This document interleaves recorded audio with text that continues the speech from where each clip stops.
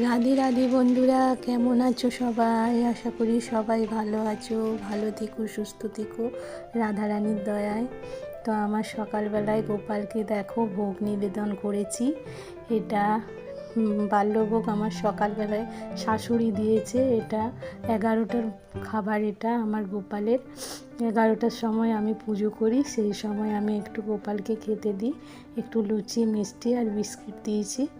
তো গোপালের ভোগ লাগানো হয়ে গেছে। আর এখানে আমার মা লক্ষ্মী আছে। আর তোমাদেরকে ঠাকুর ঘরটা আমাদের অনেকবারই দেখিয়েছি, আরেকবার দেখালাম। তো আমার ঠাকুর ঘরটা কেমন লাগে তোমরা বলবে। আমি ঠাকুর ঘরটা অনেক যত্ন করে বানিয়েছি। আগে ঠাকুর আমার কুলুঙ্গিতে থাকতো, তখন খুব আমার কষ্ট হতো। তো এখন ঠাকুরের জন্য টাইলস দিয়ে ভালো করে বানিয়ে নিয়েছি। এখন গোপালকে সুন্দরভাবে রাখতে পেরে আমার মনটা খুব খুশি হয়। আর এখন দেখো উপরে চলে এসেছি, পুজো টুজো সব হয়ে গেছে আমার। আর এখন পুজো করে এখন এই হাউস কোটটা না আমার খুব বড় হচ্ছিল, পায়ে লটাচ্ছিল। আমি তার জন্য একটু কেটে নিলাম। এবার একদিন কেচে পরে মেশিনে সেলাই করে নেব, কারণ না কেচে আমি মেশিনে কোনো জিনিসটা দিই না। মেশিনে দেওয়ার আগে আমি ভালো করে কেচে নিই, কেচে পরে মেশিন চালাই। আর এটা যেহেতু পড়া, সেহেতু মেশিনটা কাঁচা হয়ে যাওয়ার পর মেশিন চালাবো। আর এখানে ডাল ভাতে করব বলে ডালটা কুকারে সেদ্ধ করতে দিয়ে দিলাম। তো কুকারে আজকে ভাবলাম যে বেশি কিছু করব না, শুধু ডাল ভাতে, আলু ভাতে, পেঁপে ভাতে আর উচ্ছে আলু ভাতে করব। তো করব, বলি না যে যেটা করব মনে করি সেটা ভগবানের ইচ্ছা না হলে হবে না। প্রভুর ইচ্ছা অন্যরকম ছিল, তাই হলো না। একটু তরি তরকারি হয়েই গেল। এক এক দিন তরি তরকারি খেতে ভালো লাগে না, এক এক দিন শুধু সেদ্ধ ভাত খেতে ভালো লাগে। তাই সেদ্ধ ভাত করব বলে জোগাড় করেছিলাম। কিন্তু আমার শাশুড়ি কোথা থেকে এত শিম নিয়ে এসছে। শিম বলল, শিমগুলো আজকেই খেয়ে নাও, মাছটা পড়ে চলে গেলে আর খেতে পারবে না। তো আমি ওসব মানি না, আমি খাই। কেননা এই সব আনাজের অত বিচার করলে হয় না। এটা খেতে নেই, ওটা খেতে নেই, এই মাসে খেতে নেই, অত বিচার আমি করি না। তো আমি শিমগুলো, অত শিম কি একবারই খেয়ে উঠা যায় নাকি? তো আমি কিছুটা শিম করলাম। শিমের ঝাল, আজকে কোনো তরকারি করব নাই ভেবেছিলাম, কিন্তু ওই শিমের ঝালটা করে নিলাম। কেননা শিমগুলো না হলে নষ্ট হয়ে যাবে। অনেক কটা শিম এনেছিল আর কুমড়ো এনেছিল। তো এই দেখো শিমের ঝালটা আমার মোটামুটি হয়ে গেছে। এখন তো গ্যাস পাওয়া যাচ্ছে না, গ্যাসের বিশাল বিভ্রাট চলছে, তাই যতটা সম্ভব সাশ্রয় করে চলার চেষ্টা করছি। কুকারেই সমস্ত কিছু করে নিচ্ছি, তাই তাড়াতাড়ি হয়েও যাচ্ছে কুকারে।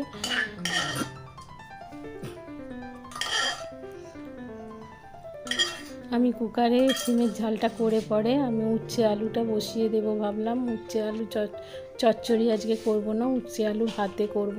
আর দেখো ডাল ভাতেটা হয়ে গেছে। ডাল ভাতেটা একটু চটকে নিলাম, একটু লঙ্কা তেল করব ভেবেছিলাম। লঙ্কা তেল দিয়ে ডাল ভাতেটা মাখলে না, জিরে লঙ্কার তেল দিয়ে ডাল ভাতেটা মাখলে খুব সুন্দর লাগে খেতে। কিন্তু আজকে আর করলাম না, আজকে প্লেন রেখে দিলাম ডাল ভাতেটা, ওই খাওয়া হবে। আর এখন আমি ছেলের ঘরটায় এলাম।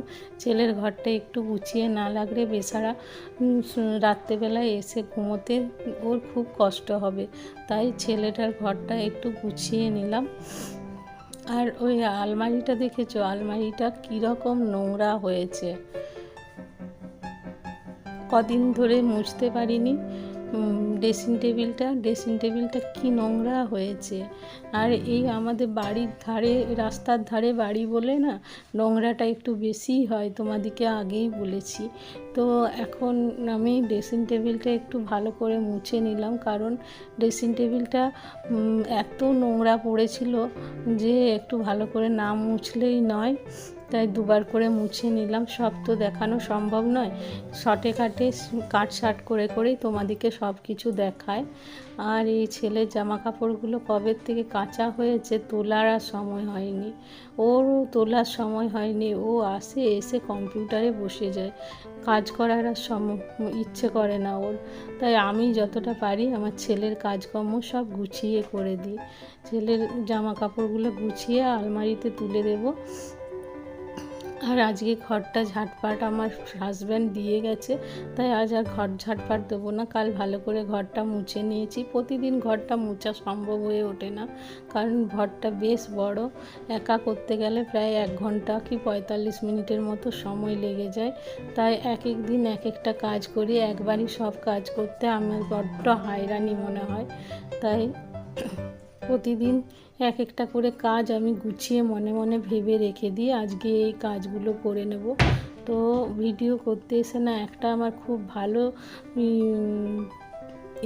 ভালো ইন্টারেস্টিং কাজ হয়েছে কি জানো তো, তোমাদের সাথে দেখানো হয় আর আমার এই কাজগুলো সুন্দরভাবে গুছিয়ে করা হয়। এটা আমার একটা খুব ভালো ইন্টারেস্টিং কাজ হয়েছে, যার জন্য না আমি তোমাদেরকে অনেক অনেক ধন্যবাদ দেব। তোমরা দেখো আর নাই দেখো আমার ভিডিও, হয়তো তোমাদের ভালো লাগে না। ভিউজ না হলে এত কম হবে কেন? ভিউজের যা ছিঁড়ি, একদম ভিউজ হয় না আমার ভিডিওতে। যাকে যা হয় হোক, ভগবানের যদি কোনো দিনও ইচ্ছা হয়, রাধারানীর ইচ্ছা হয়, তবে আমার ভিডিও চলবে, না হলে চলবে না। রাধারানীর ইচ্ছাতেই তো সব হয়। তো আমি তোমাদিকে এই কাজ দেখাতে গিয়ে না আমার কাজগুলো না এত নিখুঁতভাবে সুন্দরভাবে হয়ে যায় প্রতিদিন, কি বলবো। আর ঘরটাও ঝাঁ চকচকে হয়ে যায়। এর আগের ভিডিওতেও আমি তাই বলেছিলাম। তো প্রতিদিনের এই ভিডিও বানাতে গিয়ে আমার এই উপকারটা খুব সুন্দর হয়েছে। আর এখন দেখো আমি ছাদটা একটু ঝাঁটপাট দিয়ে নিলাম। কর্তামশাই ঝাঁটপাট দিয়ে রাখেন, তাও ধুলোবালি হয়, তাই আমি একটুখানি ছাদটা ঝাঁটপাট দিয়ে নিলাম। কারণ ছাদে যদি কিছু শুকোতে দিতে হয়, ধুলোবালি থাকলে ভালো লাগে না। আর একটু এসে বসলাম, শুলাম। তো এখন তো গ্রীষ্মকাল পড়ে গেছে, এখন আর ছাদে রোদের দরকার হয় না। এই রোদ এখন নেওয়া যায় না খুব একটা। ছাদ ঝাঁটপাট দিয়ে নিচে নেমে চলে এসে দেখলাম ঘরটা একটু আগোছালো হয়ে আছে। তো ঘরটা একটু গুছিয়ে বাগিয়ে নিলাম। আমার হাজব্যান্ড একবার গুছিয়ে রেখেই দিয়ে গেছিলো ঘর দোর, তো আমি আরেকবার গুছিয়ে নিচ্ছি একটুখানি। এগুলো সব পাট করে নিই, কেননা এখনও পর্যন্ত আমার শীত আর কাটে না, জানো তো। এত মশার উপর তো পাখা চালালেই না খুব ঠান্ডা লাগে। তাই এইগুলো এখনও পর্যন্ত আমি ঢুকাইনি ওয়ার্ড্রবে। তো এখনও পর্যন্ত গায়ে চাপা না দিলে না আমার ঘুমই আসে না, একটুখানি গায়ে চাপা দিতেই হয়। আর এই গায়ে চাপা দিলে আমার ঘুমটা বেশ ভালো হয়, কারণ এখনও শীতের আমেজটা যেন যাচ্ছে না। এই প্রথমবার দেখছি ফাল্গুন মাসেও এখনও একটু একটু করে শীত রয়েই গেছে। তো এগুলো আমি সব গুছিয়ে পরিষ্কার করে নিলাম।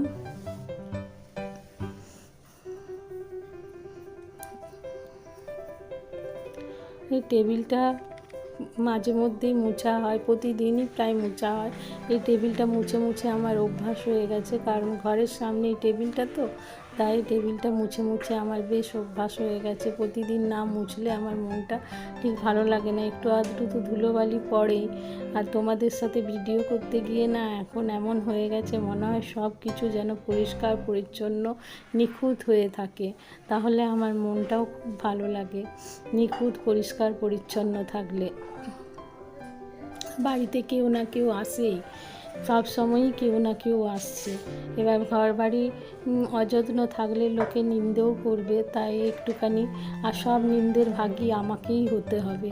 তাই যতটা পারলাম আমি গোছগাছ করে মুছে টুছে পরিষ্কার করে নিলাম। এবার রান্নাঘরে চলে এসে দেখলাম রান্নাঘরে কিছু কাজ এখনও পড়ে আছে। তো কালকে একাদশী বলে কিছু কুকারগুলো সব ভালো করে মেজে ধুয়ে নেব, কারণ কুকারে উচ্ছে হয়েছে আরও এটা ওটা সব হয়েছে। তো কুকারটা ভালো করে মেজে ঘষে নেব বলে রান্নাঘরে চলে এলাম। কালকে কড়াই টড়াই সব বেজে রেখেছি, গ্যাসটাও পরিষ্কার করে নিলাম। আর টাইলসটা রোজ পরিষ্কার করে নিই বলে না টাইলসটা বেশ পরিষ্কার পরিচ্ছন্নই থাকে, একদম তেল চিটে হয় না। আমার তো কিচেন চিমনি নেই, এই রোজ পরিষ্কার করে নিই বলে খুব ভালো লাগে, তেল চিট একদম পড়ে না।